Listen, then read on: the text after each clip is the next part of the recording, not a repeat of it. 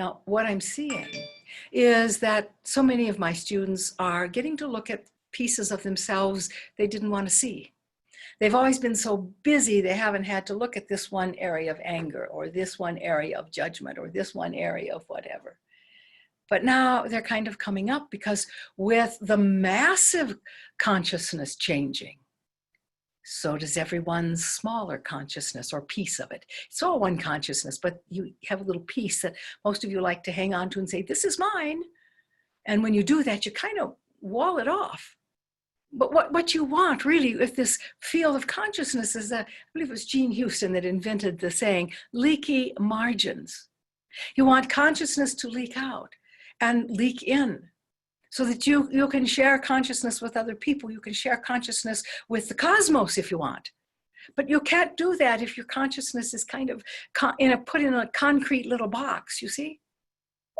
You want leaky margins so that awareness of the divine can flow.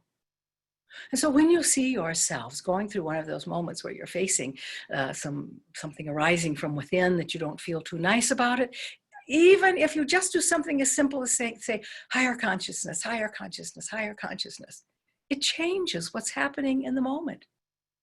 And part of the reason it's easier to do that now is because the mass awareness is shifting. You are part of an amazing time. And I believe that this is a time of love expanding as well as consciousness awakening.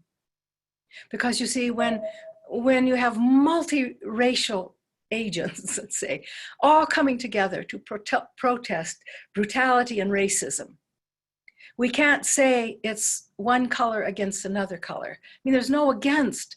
They're coming together, they're forming a we, and they're saying enough of this kind of treatment to our brothers and sisters. And you know, people have been demonstrating for more transparency in the way police operations happen for a long time. People have been demonstrating for a long time for equal rights. It's just now beginning to happen. 60, 70, 80 years. Well, you can go back 100 years. Look at the suffragettes just wanting to get the right to vote. It's amazing to see how it takes so long for the collective human consciousness to receive the change that is needing.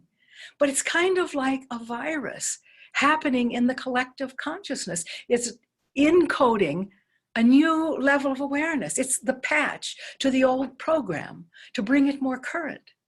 Now, is that not an amazing thing to get to witness and be part of? I believe it is.